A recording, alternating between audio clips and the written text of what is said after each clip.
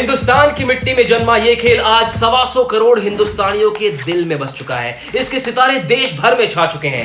ये वही खेल है जिसमें दिखे डेयरडेविलरी, दमखम और धाकड़ एटीट्यूड का तगड़ा कॉम्बो। ये वही खेल है जिसके लिए लोग अक्सर कहते हैं कि बाज की नजर, चीते की चाल और इस 40 मिनट के ब्लॉकबस्टर के रोमांच पर संदेह नहीं करते। मैं हूं मनीष बटाविया और आज फिट इंडिया एक भारत श्रेष्ठ भारत शो पर बात एक ऐसे स्पोर्ट की जिसमें है ताकत, फुर्ती और कंसंट्रेशन। और इसे खेलने में जितना मजा आता है उतना ही मजा इसे देखने में। ये दुनिया का एक लौता ऐसा स्पोर्ट है जिसे खेलते खेलते इस खेल का नाम लगातार बोलते रहना जरूरी है। और ऐसा करते हुए अगर आपकी सांस एक बार भी टूटी तो समझो बाजी हाथ से छूटी। और बाजी में जब एक वीर के सामने हो 7 योद्धा तो इसका रोमांच, इसकी एक्साइटमेंट 7वें आसमान तक पहुंचती है। और इस जबरदस्त इंडिजिनस स्पोर्ट ऑफ इंडिया का नाम है कबड्डी। आज एक फेमस प्राइम टाइम शो के रूप में देखा जाने वाला ये खेल कबड्डी कभी भारत के गांव कस्बों तक ही सीमित था। भारत में मौजूद इसकी जड़ें कई सदियों पुरानी है। कहा जाता है कि पुरातन समय में इस खेल की रणनीतियों को रणभूमि पर भी इस्तेमाल किया जा चुका है। अब तक तो आपको मैंने कबड्डी की बस इतनी सी इंफॉर्मेशन दी है और आप ऑलरेडी सोच रहे हो थोड़ा और a little bit more, है ना? जरा सोचो कि जो खेल साल दर साल नए इतिहास रच रहा हो उसका खुद का इतिहास कैसा होगा। सोचो, अच्छा सोचो मत, सुनो और देखो, मैं बताता हूँ। ऐसा माना जाता है कि इस खेल का आधार प्री हिस्टोरिक टाइम्स यानी कि वैदिक युग से जुड़ा हुआ है। 3 से 4 हजार साल पुराने इस खेल को महाभारत की प्रसिद्ध कहानी अभिमन्यु और चक्रव्यूह से भी जोड़ा जाता है। कहते हैं कि जिस तरह से चक्रव्यूह के 7 दरवाजे हुआ करते थे, उसी तरह कबड्डी में भी कुल 7 खिलाड़ी होते हैं जिन्हें छूकर सुरक्षित अपने पाले में आना होता है। मान्यता है कि वीर अभिमन्यु की याद में ही इस खेल को खेला जाता है। जहां तक बात रही इस नाम कबड्डी की, इसका ओरिजिन है तमिल भाषा से। कबड्डी एक तमिल शब्द काई पीढ़ी से बना है जिसका मतलब है हाथ पकड़ना। लेकिन विभिन्नताओं से भरे इस महान देश में कबड्डी के कई नाम हैं।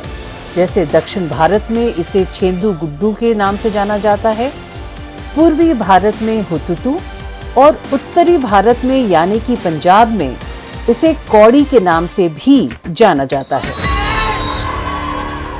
पता है मेरे स्पोर्ट्स टीचर ना पहले इंग्लैंड में रहते थे, लेकिन यहाँ पर मुझे अक्सर अपने ब्रिटिश एक्सेंट में वो कहा करते थे, young man, a great legacy is often a function of discipline. वैसे टू बी ऑनेस्ट ये बात मुझे तब पल्ले नहीं पड़ी थी, but now I know he was absolutely right। Legacy यानी कि विरासत शानदार तब होती है जब सभी रूल्स और रेगुलेशंस को ठीक से फॉलो किया जाए। और इस शो पर मेरा एक बहुत बड़ा रूल है कि काम को अधूरा बिल्कुल ना छोड़ो, ना कभी नहीं, नेवर। तो आपको कबड्डी के रूल्स और रेगुलेशंस कौन बताएगा? मैं बताऊंगा। एंड आई प्रॉमिस यू, इन्हें जानने और सुनने के बाद आप सभी कहेंगे रूल्स आर कूल। कबड्डी के इस खेल का मैदान समतल यानी प्लेन और सॉफ्ट होता है। इसे तैयार करने के लिए ज्यादातर मिट्टी या बुरादे का इस्तेमाल किया जाता है। लेकिन अब नेशनल लेवल पर कबड्डी को एक सिंथेटिक फाइबर मैट पर इंडोर स्टेडियम में खेला जाता है।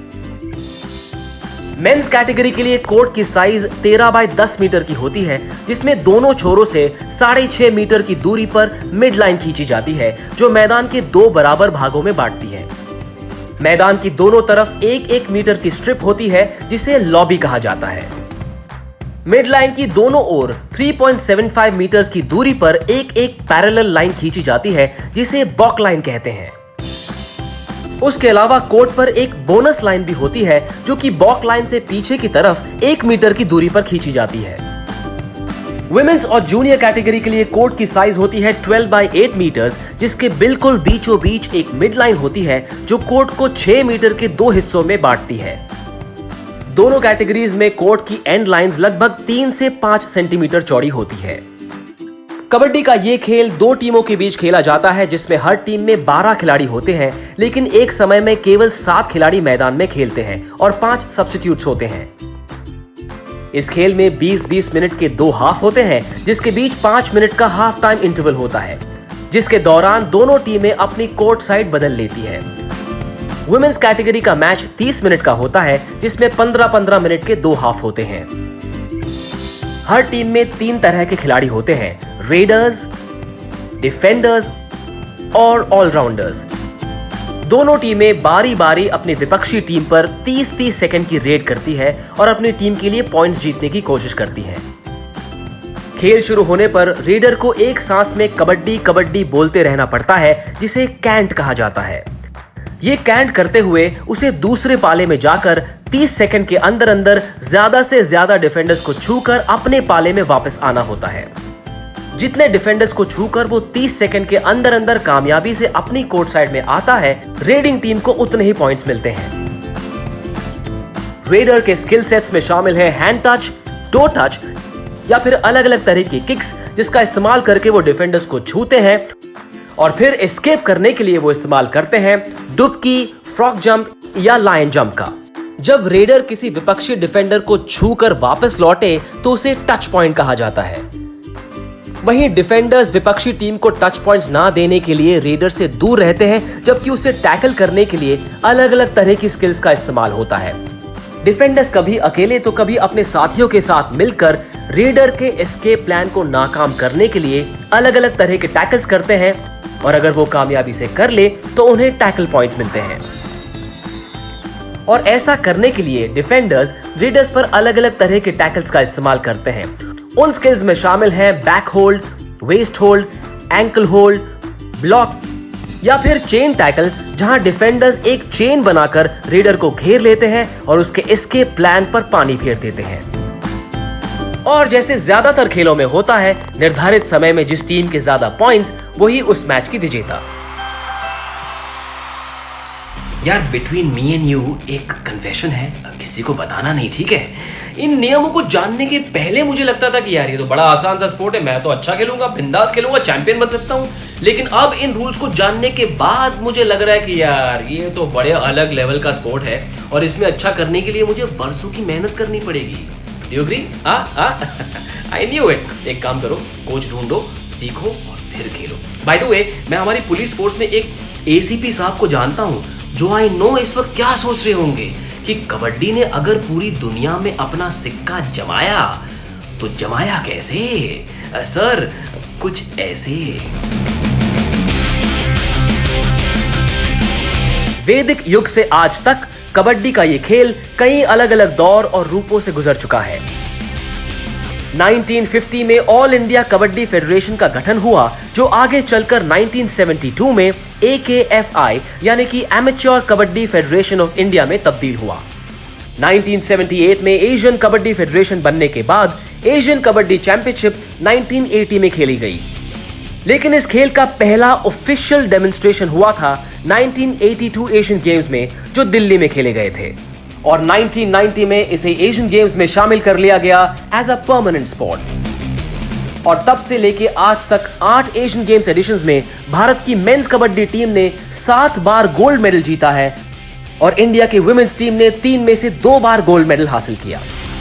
भारत के अलावा पिछले कई सालों से ईरान को भी कबड्डी पावर हाउस माना जाता है और उसके अलावा Kenya, south Korea, Pakistan, Thailand जैसे देशों में भी कबड्डी काफी पॉपुलर है।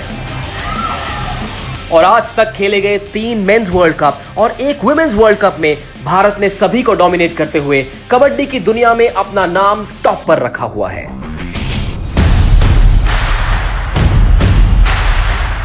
और 2014 में आया कबड्डी के इतिहास का सबसे सुनहरा पल, जब प्रो कबड्डी लीग ने इस खेल को मेन स्ट्रीम में ला खड़ा किया।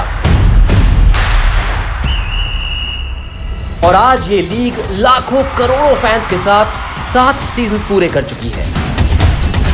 प्रो कबड्डी लीग के सुपर रेड और सुपर टैकल जैसे अनेक इनोवेशंस ने भी इस स्पोर्ट को और एक्साइटिंग बनाया है।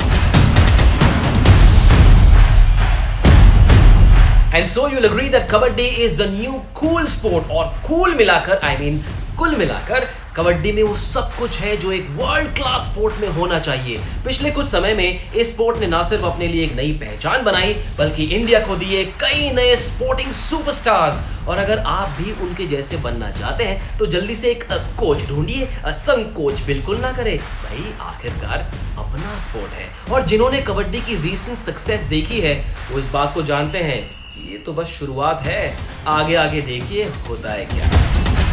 और सिर्फ ये खेल ही क्यों, kho kho, gatka, kalaripayattu, mallakhamb, thangta, skate, roll ball, tug of war और शूटिंग बॉल जैसे कमाल के खेलों की जन्मभूमि भी भारत ही है। और इसीलिए तो हम इन सभी खेलों की कहानियां लेकर आपके सामने आए, आपके साथ इन खेलों के सफर को शेयर किया और आपको इनके इतिहास और इनके रोमांच से रूबरू करवाया। आप सब इन रोमांच से भरे खेलों को एक और बार, बल्कि मैं तो कहूंगा कि बार बार देख सकते हैं स्पोर्ट्स अथॉरिटी ऑफ इंडिया और फिट इंडिया के फेसबुक पेजेस पर। एंड आई होप कि आपको हमारी ये कोशिश बेहद पसंद आई होगी। ऐसे ही कई और इंडिजिनस खेलों की कहानियों की एक नई सीरीज लेकर आगे चलकर भी आप लोगों से मुलाकात हो, हम यही उम्मीद रखते हैं। तब तक के लिए स्टे फिट इंडिया और जय हिंद।